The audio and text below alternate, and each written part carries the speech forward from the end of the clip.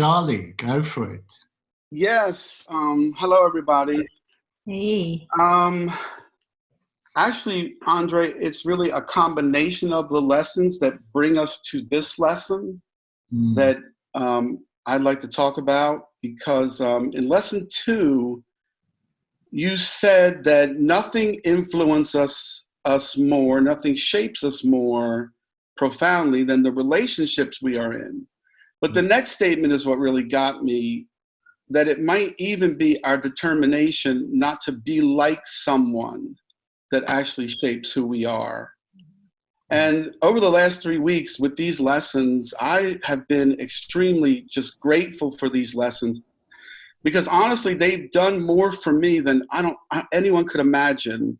mm, Uh, to help to give me more words and more language to describe particular stories and events in my life, and especially one particular story that it has given me so many more descriptive words to almost complete the story, um, for what happened with my relationship with my father. mm, Because my father was someone that I was bound and determined not to be like him in any way. I mean, it was just a real determination in my heart that I did not want to be like him, and I didn't want to be like him in any way. And if I could, and it's probably going to take me about 10 minutes, I'll try to stay short, but if I could, I Yeah, would like to share this story, if it's all right with you your guys. time. Take your time, Charlie.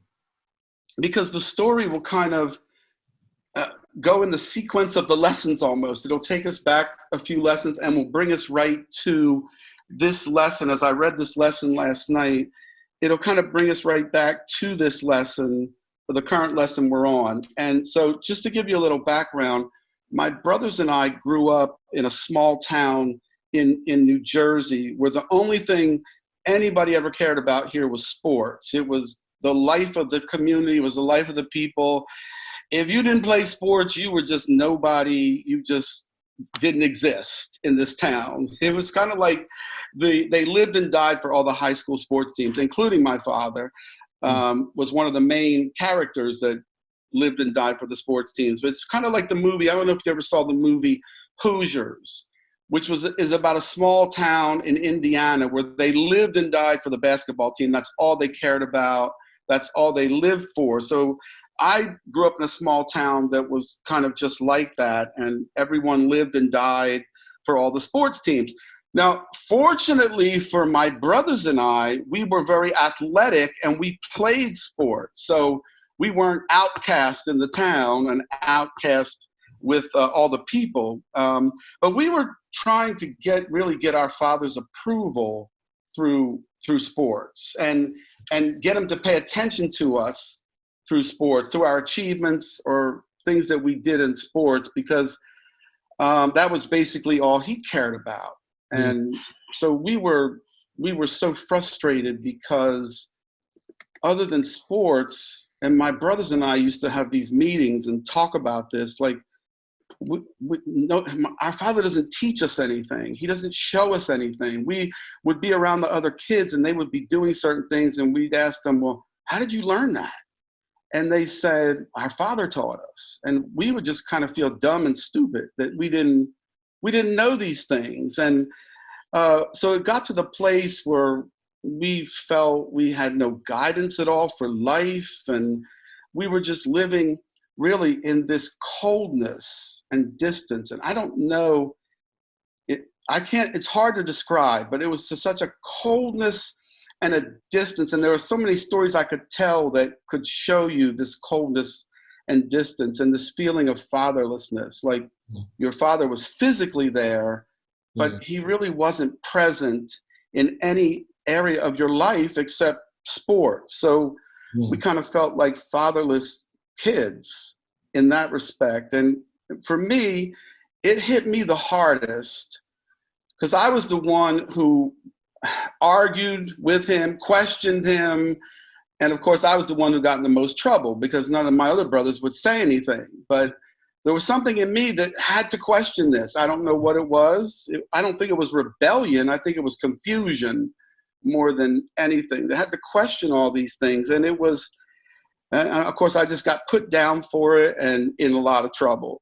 So it was years of feeling less than, years of frustration and anger just building up, and hurt just building up, and years of me just vowing, I'm getting out of here at 18. I don't want to be anything like this guy, man. I can't do it. I can't stay here.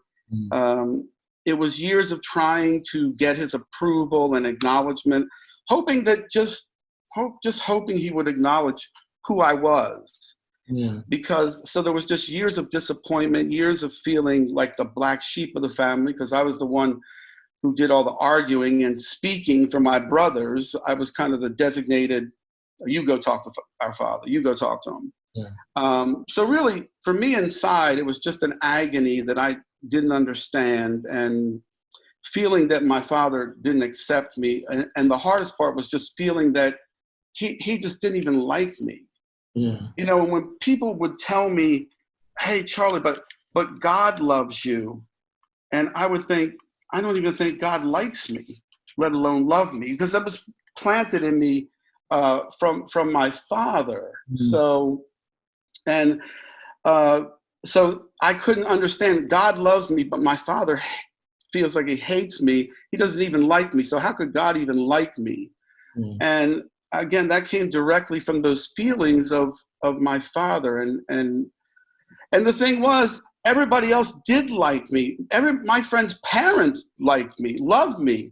And so it was such a confusion for me. I was voted the most popular in my high school class, the best all around. And because I was into other things besides being a good athlete, I wanted to do other things. I was the student council president. I had good grades. So I wanted to be more of an all-around person, not just stuck. I love sports and I loved athletics, but I just didn't want to be boxed into something that I could never express myself in any other way. And that's the way it was. And at the time, I had a great love for music. And I mean, I was a concert and music junkie practically. And I had this great desire to play an instrument. And so I decided I wanted to play the saxophone, and because I was just drawn to the saxophone. And so my mother secretly bought me a saxophone, because we couldn't tell my father for fear of, he'd just say, no, you can't do that. So I took music lessons at the school, and I had to leave the saxophone there. I had to do all my practicing at the school. And I was 15 years old. So after about a year, the music teacher asked me to sit down. He wanted to talk to me. And he said, Charlie, for 15 years old, you're an amazing saxophone player. And you even play by ear sometimes. You just go into your own zone. And he said, I think you should really put time into this, because I think you could be good. I think you could play in a band if you really practiced and really put time into this. And he said, I know you play 3 sports, but in order to really do this, you're going to have to give up one of those sports. And I said, fine. I was like, yes, I can give up one of the sports. I'll still be playing sports. Well, here I had to go home and tell my father what took place. And I thought, well, maybe this time he'll understand that somebody is telling me I could be really good at this, and he'll be okay with it. So I went home and told him what I was doing, taking lessons, told him what the music teacher said. And he went into a rage, like I had done something wrong. And I won't go into the whole story, but what happened was he took me outside and he threw the saxophone in the garbage. And he said, you'll never touch that again. Wow. And really, for a 16-year-old kid, that was so hard for me to understand. And that was it for me. I mean, that was just it. I couldn't understand what the problem was. I couldn't understand why he would do that. I was so angry at the time. I literally just hated him. And so subsequently, I went to college. I went on with my life, and I played sports in college. I was so angry inside, and nobody knew that my father, I took up boxing because I just had to punch something. I just needed to punch something. So I started to box and took up boxing. And as life went on, I just carried this with me, this huge father wound.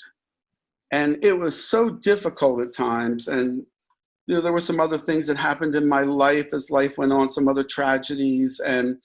But I began learning about the love of God and going to a church and I started this journey into ministry, and I got my master's degree. I started teaching and doing some preaching and started working in a counseling center.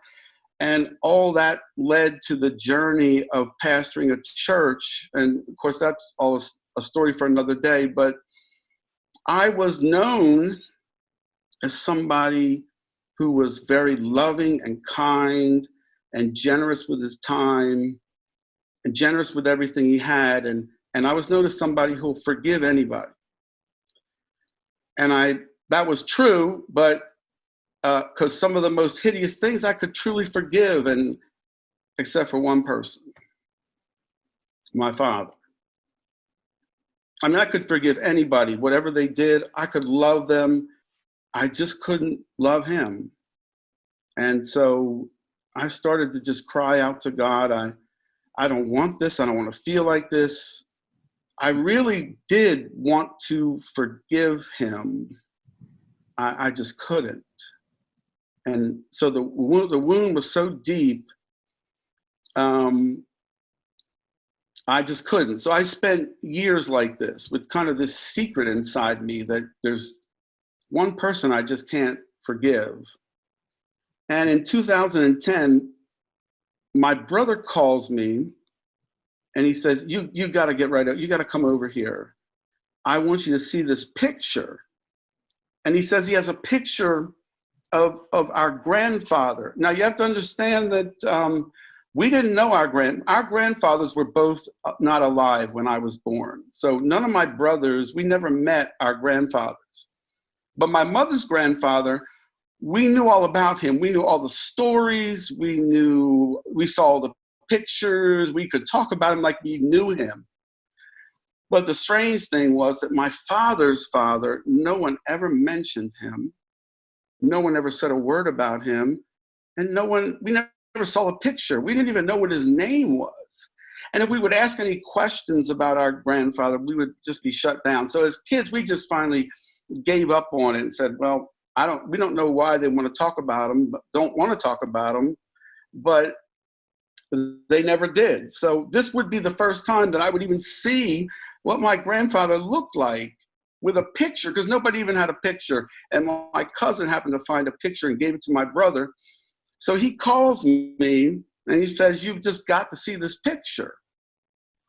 So I go over there and he hands me the picture, and it was like, I looked at this picture and it was like I went into a trance. I just stared at it for about 3 minutes at least. It could have been longer. And it's really difficult to explain what happened to me when I saw the picture.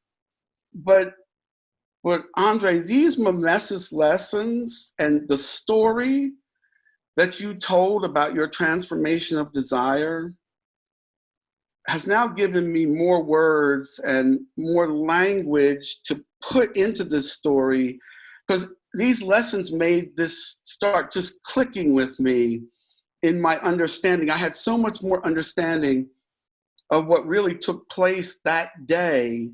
And now I had words to put to it to have that understanding because of these lessons. And I'm looking at this picture and I'm feeling this ugliness just come off the picture. It was just an aura off of the picture. Now, it wasn't anything to do with how my grandfather looked. He was actually a handsome guy, but it was an aura coming off the picture. It was a coldness and a distance, and I just stared at it. I didn't know, like I said, I felt like I was in a trance. It felt so ugly. Whatever was coming off that picture, it just felt ugly. I can't describe it any other way. It just felt like agony. And there was an awareness that came over me that was larger than everything that had happened between me and my father. And where I somehow I was moving in this different level of consciousness. And when you told your story, Andre, you called it a mystical experience. And for me, it just clicked. That's what it was. It was a mystical experience where the lens that I always viewed my father was just changing right in front of me from a picture. Now, that's the crazy thing for me. It's from a picture. All my efforts and crying out to God to try to forgive my father. And this picture was affecting me like this, where the lens that I always viewed my father through was cracking, and it was being replaced by a whole different lens. And it just gave me, just at that moment, a whole different view of my father. It was like the past and all the hate and the bitterness and the struggle to understand why I never mattered to him. It just didn't matter anymore. From a picture. I mean, it just didn't matter anymore. From seeing this picture. And my sole desire, all those desires that I had against him almost, my sole desire from seeing a picture was to forgive him. Wow. Because he didn't know what he was doing. And I can only describe it like this, Andre, and you helped me with those words in your story. It was like my being was so intertwined with Abba's being that I had desire, but it was only his desire. And I had no desire for an apology. I demanded an apology for years. I had no desire for an apology. I had no desire to hold on to the hate and bitterness. And I still can't get over it. From a picture, this is all happening inside me. I had no desire to blame him for all the parts of my life I blamed him for. It was just melting like butter off of me. And the fatherlessness that I felt so strongly lifted like a cloud. And my sole focus became on what happened to my father. What he must have suffered. I'm just looking at this picture, what I felt, what he must have suffered, what he was never taught, and how he must have felt having no guidance. And I'm thinking, as I'm changing like this, how can I let all this go? One part of me is thinking, how can I just let all this go so fast? And the other part is just the desire. I mean, the only words I could speak was not my will, but yours be done, Lord. I couldn't muster up anything else to say. And I had no desire, again, to blame him and at all. I was just thinking about him, like the guidance he didn't have, what he must have suffered. What must be some kind of generational thing came to my mind. And so, I mean, for me, and what it felt like for him living in that coldness and distance. So for me, you're talking about years where I felt lost and frustrated and angry and hurt, and years of vowing not to be anything like him. And none of it mattered anymore. It just didn't matter. Wow. It didn't matter anymore that when I was 16, he threw my saxophone in the garbage, and how it was just a dagger in my heart. That incident felt like it destroyed me as a kid. But there was not an inch of desire to hold any of this against it. It was like it was all destroyed. And the only desire at that moment that I had was to see him as Abba sees him. Wow. And again, it was like my being, and believe me, didn't have these kind of words for this until these lessons. And that's why I'm so grateful Wow. for these lessons, because there was no desire to hold anything in this. It was all destroyed. The only desire I had was to totally see him as Abba sees him. And again, it felt like my whole being was intertwined somehow with his being. And I think it really felt like you put the words to it. An unconscious mimesis that I wanted to do at the moment. All I wanted to do at that moment was to do and to see what Abba does and sees. Mm-hmm. And it was inexplicable to me. There was, you said in your story, Andre, and it just hit me with my own story, that there was an inexplicable trust that there's a God beyond my knowledge. Mm-hmm. And that was it. That was exactly it. I was coming face to face with a God that was beyond my understanding and so beyond my capacity to love and forgive. Yeah. And my heart melted like butter. Wow. And my whole focus was on what happened to him and what happened. And the only thing, like I said, the only thing I could spit out of my mouth was not my will, but yours be done. And I always wanted him to change. Mm. And I realized that I was the one who had to change. Mm. And how I looked at him and how I approached him. And I went out of there with this determination to love him no matter whether he changed or not. Mm. And so just to kind of finish the story, that was an event that I will never forget. And I did not have these kind of words for that event. Mm. And from seeing a picture, I still sometimes in my mind can't get over what happened just looking at this picture. Mm. And so I started to really show my father love, no matter how he responded, no matter whether he changed or not. And so we ended up having 6 years of an unbelievably good relationship compared to what it was. And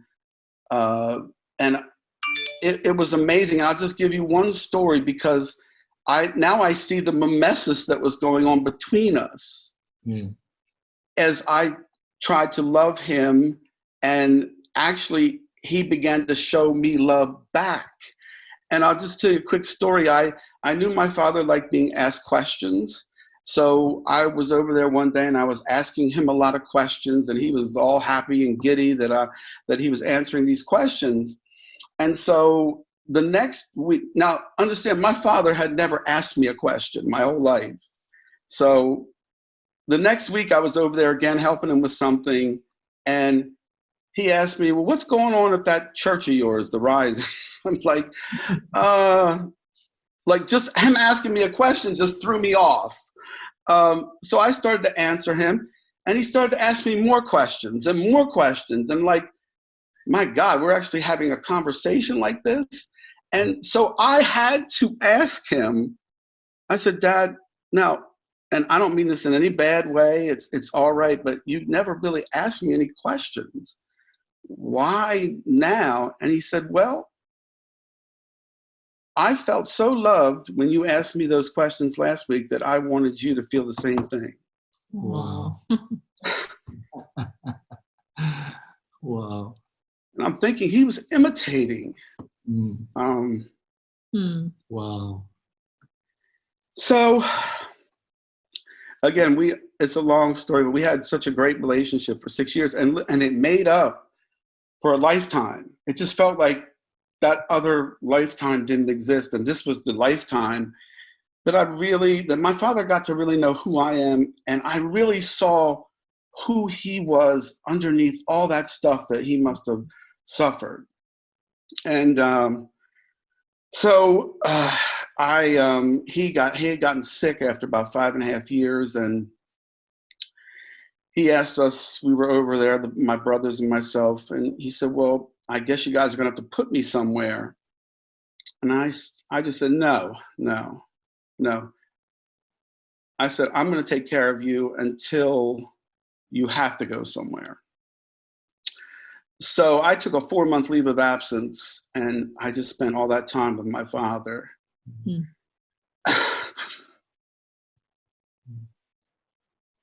Sorry. And it was the most glorious time of my life.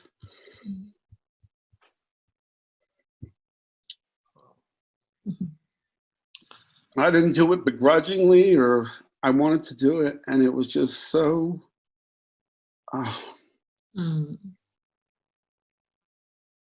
just wonderful spending that time with him. Mm.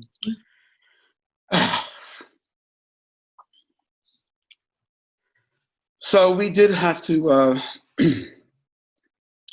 eventually put him in hospice, and I remember the day before he died, I was standing next to his bed, and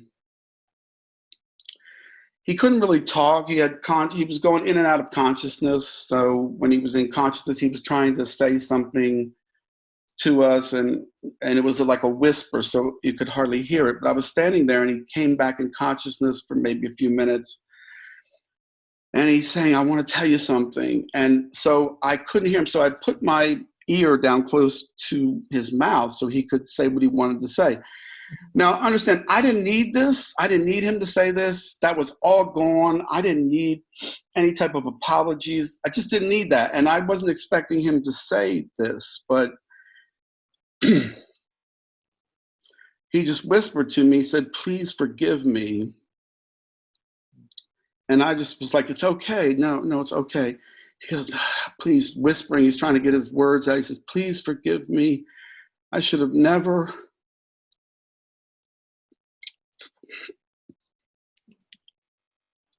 thrown that saxophone away. I should let you do what you needed to do, or something like that. And I was just like, I didn't need that at the time. I didn't need that at all. But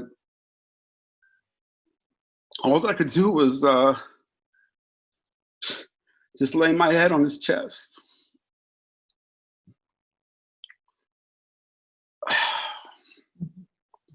I'm sorry, I'm getting all choked up. We all.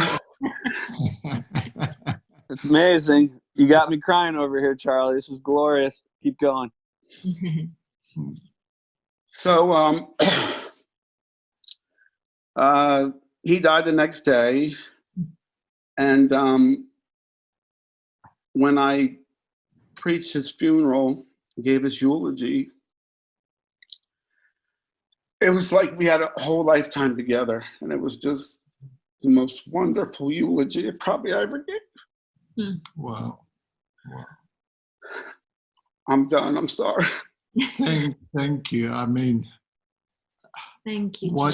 what an example of mimetic love, of a love that breaks through the normal mimetic cycles. Because in those normal cycles where we just reflect one another, then the misunderstandings and the resentment and the pain that is transferred from generation to generation just ends up in a cycle that we feel totally helpless to break free from. It is our individual stories, and it is the human story. The whole human race have been in those cycles of responding to those misunderstandings with the hatred, with the inability to forgive,